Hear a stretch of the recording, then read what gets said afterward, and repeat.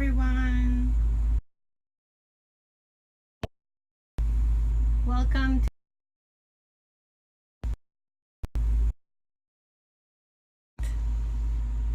Welcome aboard Windsong. It's my first Periscope. We're here aboard Windsong in Central Florida, and I wanted to connect with you today and just say hi and just talk about what's going on with me and see what's going on with you out there. See if what I have to share resonates with everyone.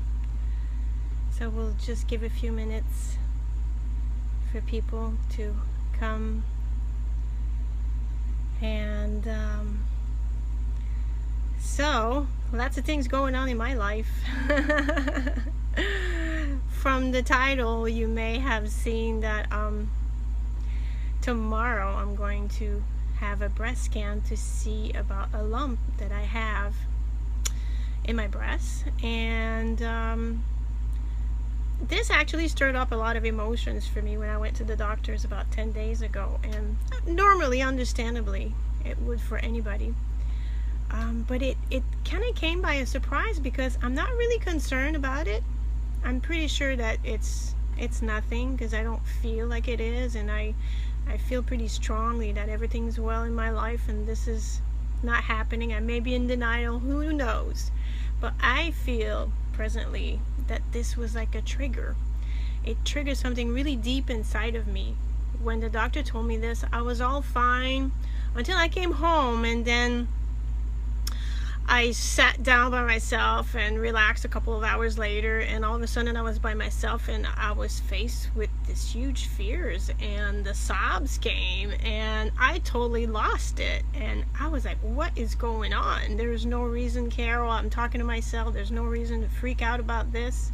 There's nothing going on yet, and we don't know what's going on. It's probably benign, but I really fell apart and I didn't know what to do, and these waves of emotion were coming over me, and I was like sobbing like a baby. And I reached out to a friend of mine and started talking with her, and as we talked, I kind of realized a lot of things, and through talking and back and forth, and then afterwards I did some meditative writing. I teach meditative writing, and I came to a lot of realization, and I wasn't really afraid of what the doctor or the test is going to tell me. This actually triggered some memories that I was holding on deep in my subconscious about things that happened to me years ago that I thought was forgotten, that it was long gone. In my mind, I'm healed, I'm done, and everything's fine. But years ago, I was really, really sick. The doctors didn't know what was going on, and I had many different specialists pumping me full of pills. You know how the Western medicine is, and for years we didn't know what was going on. It was getting worse. I had some surgeries. I had chronic inflammation. I had lesions on my liver. Oh my God, bunch of stuff. Anyway, that was a really dark and emotional time in my life, and I guess I wasn't ready back then to deal with the emotional aspect of this. I was too consumed with just fixing my body. Also, my practice was not as deep as it is now. So I stored these emotions in my body.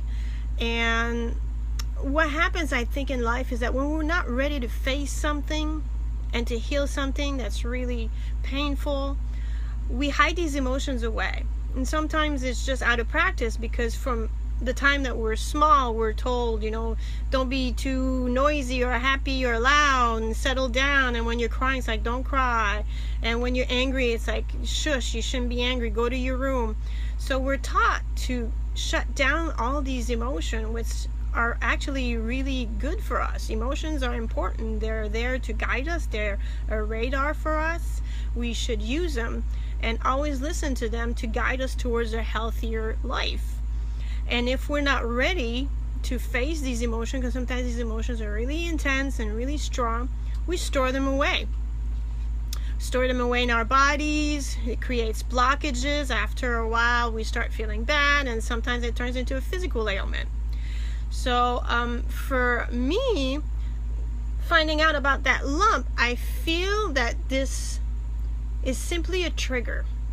It's like all my practice and the work that I've been doing, the teacher training, the yoga, the coaching, the spiritual work, the holistic work, oh my God, so many things, the Reiki, all this gave me tools to better understand myself, to better understand others, the world of emotion, our emotional bodies, what we can do to heal. I've healed my body since then, and although it is a challenge sometimes, I'm in a very good place in my life.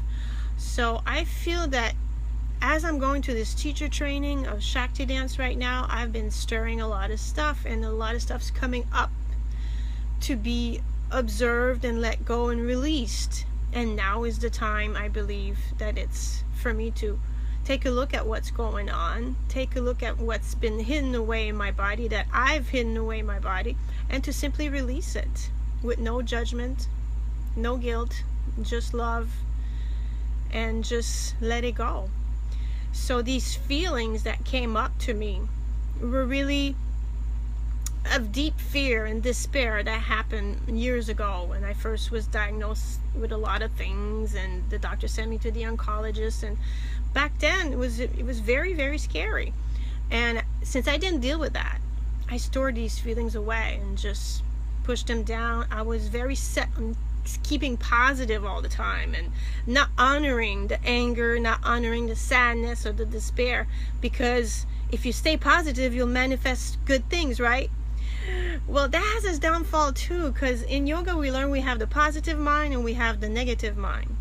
We also have the neutral mind. And any of the good ones, any of the positive of the negative is not good. If you have too much of the positive one, you're not honoring your negative feelings, you're avoiding them. So avoiding something is not going to heal it. You must face it and release it. And that's what I've been doing the most of my life, is simply avoiding these negative feelings, these uncomfortable feelings, the anger, the sadness, the depression. So I'm looking deeply into myself. I'm writing a lot, and a lot of things came up, and I realized that I never made peace with my body. I didn't trust my body, hence I didn't respect it and treat it the way that I should.